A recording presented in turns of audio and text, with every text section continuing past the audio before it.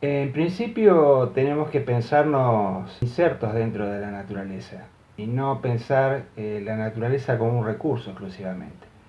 Eric Zimmerman, doctor en Ciencias de la Ingeniería por la Universidad Nacional de Córdoba, profesor titular de Hidrología de la Facultad de Ciencias Exactas, Ingeniería y Agrimensura de la Universidad Nacional de Rosario. Especialidad, Modelación Matemática de Hidrología en Superficies y Subterránea. Investigador adjunto de CONICET. Hincha de Rosario Central. Hobby, la música. Cuando uno interviene en un espacio y urbaniza, genera cambios muy importantes en muchos aspectos. Nosotros proponemos, por ejemplo, las redes de drenaje pluvial urbano, es decir, la precipitación que cae en las ciudades. La tendencia antigua era directamente invisibilizarla.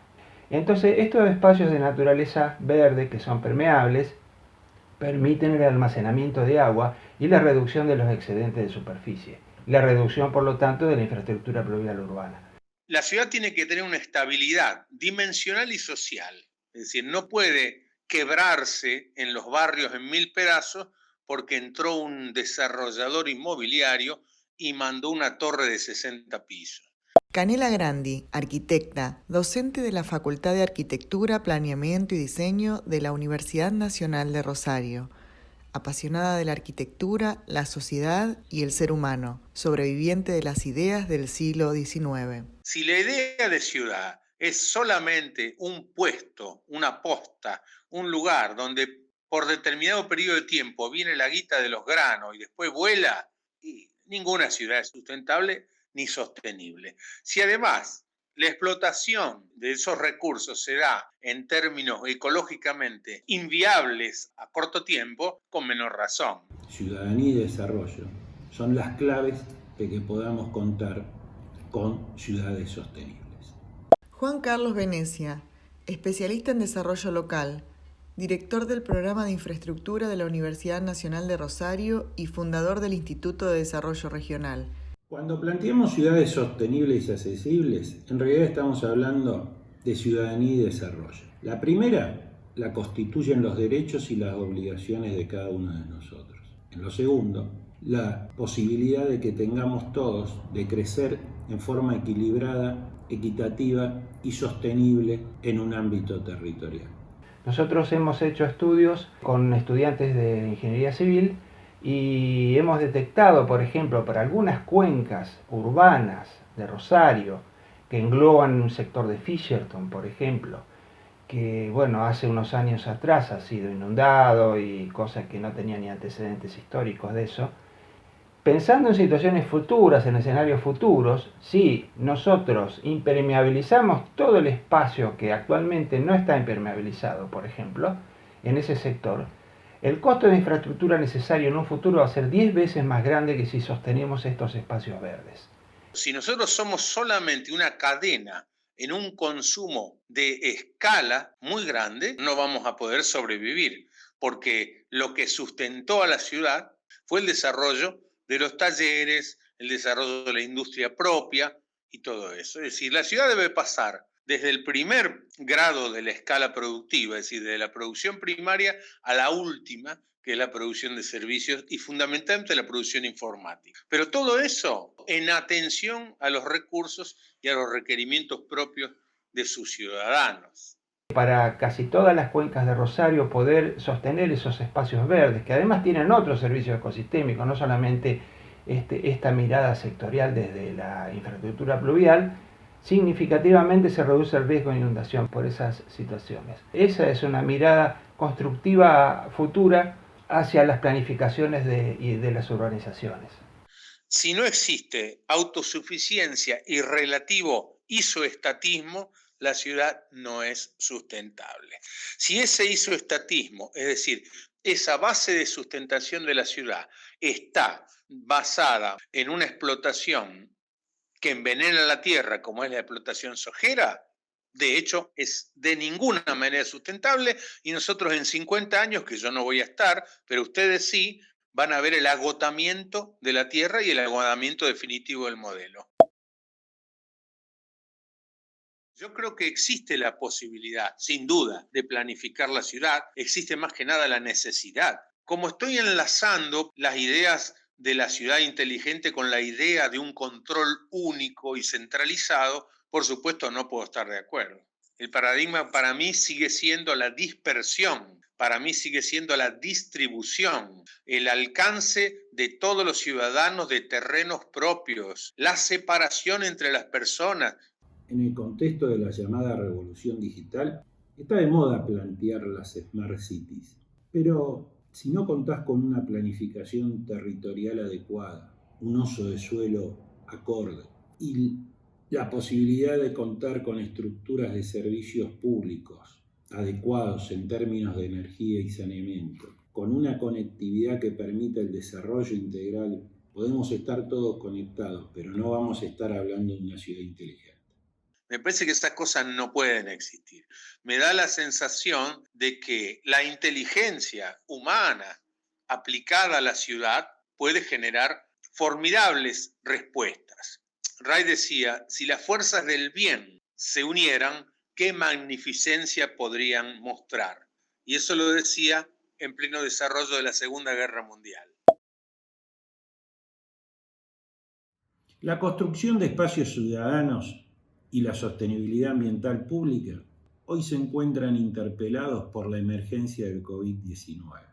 Son prioridad en la agenda, pero esta crisis impulsa aún más la necesidad de contar con una mejor y mayor dotación de espacios públicos para el conjunto de nuestras necesidades, tanto en términos sociales, de recreación, de educación, de sociabilidad y de construcción de ciudadanía.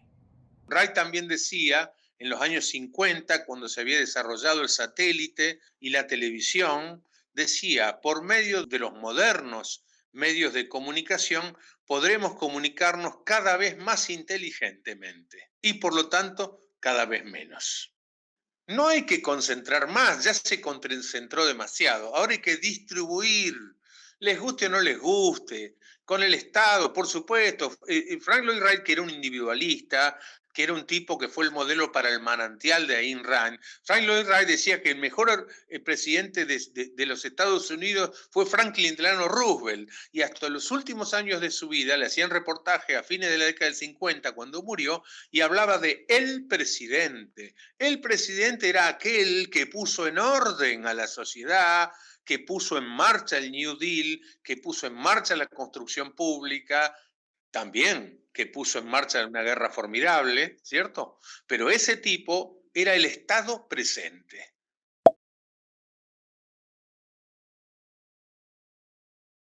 La ingeniería civil es una de las carreras que más interviene en los espacios naturales. Los transforma, los modifica, supuestamente para lograr una mejor calidad de vida para los habitantes de ciudades, para el funcionamiento como energía, agua para riego, etc. El delta del Paraná, el Chaco americano, el Pantanal, los esteros de Liberá son algunos de los ecosistemas que conforman el conjunto del sistema de la cuenca del Plata sudamericano. La relevancia en términos de esa diversidad de ecosistemas y poder contar con una sostenibilidad de los mismos, pero adecuada a las necesidades humanas para el término de transporte, de desarrollo, de conectividad y de comercio, son claves que permanentemente sean monitoreados, estudiados y también interpelados por la academia y los decisores públicos. Enriquecer una mirada ecológica tiene que ver con el conocimiento de la existencia en principio y después de su funcionamiento, antes de intervenirlo, y evaluar posibles impactos. Hoy queda claro, ¿cierto?, que nos quedan como civilización a lo mejor no más de 20 años para seguir explotando el planeta de esta forma y para seguir explotando a la gente de esta forma y, por supuesto, todos los seres vivos. La carrera de ingeniería civil tiene tres ramas fundamentalmente, una en la que está vinculada con la hidráulica, con la vía de comunicaciones, el diseño de caminos y la construcción. En la rama hidráulica, la intervención del ingeniero está relacionada con obras tales como represas para producir energía, para abastecer riego, para retener inundaciones. Es decir, toda una serie de intervenciones muy fuertes en la naturaleza. Hay hoy un límite biológico muy grande y muy cercano. La red pública que ya está consolidada, que tiene que ser reformada, que tiene que ser mejorada, pero que ya está consolidada, tiene que darnos inevitablemente la posibilidad de que haya una red privada, personal, una red familiar que permita la autosuficiencia, que esa inevitable y terrible cantidad de personas que terminan hacinadas, que terminan en villas y demás, tengan al menos sus propiedades, sean propietarios y tengan la posibilidad de crecer. Las problemáticas ambientales de nuestro tiempo nos obligan a construir una lógica de acción integradora entre territorio, ambiente, economía y sociedad, donde la construcción pública es clave para articular la protección de ese medio ambiente y la construcción de un entorno sostenible. En una zona de llanura como la nuestra, una pequeña intervención, un pequeño camino con una escasa altitud puede generar un cambio, una distorsión del flujo natural muy fuerte, inundando sectores que anteriormente de la construcción de la ruta no se inundaban. Lo que sí creo que es necesario tener un conocimiento más profundo de lo que implican los ecosistemas que uno interviene, que desde la formación de la carrera profesional no están presentes. Una mirada ecológica sostenible en el tiempo tiene que ver con la articulación de acciones concretas que modifiquen acciones tan perjudiciales para nuestro medio ambiente. La bajante del Paraná es exclusivamente debida a la falta de precipitación, a la falta de lluvia. Estamos cursando un periodo de muy baja precipitación, no solamente el Paraná se ve afectado, ustedes pueden ver los ríos de Córdoba. Cuando no hay agua no se puede gestionar el agua, así que esa es la razón. Cuando uno ve, por ejemplo, la problemática de los incendios, tiene que ver obviamente las cuestiones de las grandes sequías, los fenómenos de Niña y Niño en términos de cuestiones climáticas, pero en un escenario mucho más grande que el meramente cercano, cotidiano, el de la cercanía de la ciudad, en este caso de Rosario con su río. Lo tenemos que ver en una escala de proporciones que se tiene que tomar el conjunto del sistema, que abarca la Argentina, que abarca el Paraguay, que abarca parte de Brasil, parte de Bolivia y de Uruguay. Lo histórico en relación a las quemas de la isla tiene que ver con una presión del negocio de la soja en el territorio donde normalmente hace 60 años atrás, 50 años atrás, había una suerte de rotación de cultivos y además una producción agropecuaria, es decir, estaba asociada también con la ganadería. Si el Estado solamente se contenta en permitir formidables negocios inmobiliarios, estamos en un problema. Todos sabemos que ni Puerto Madero se hizo para conseguir viviendas para la gente, ni Puerto Norte, acá en Rosario, se hizo para proveer viviendas a la gente.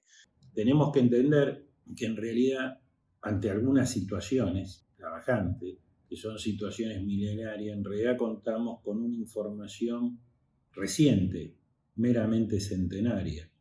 La quema está asociada a una práctica de quemar la pastura vieja para que nazca la pastura más tierna y fresca sobre eso.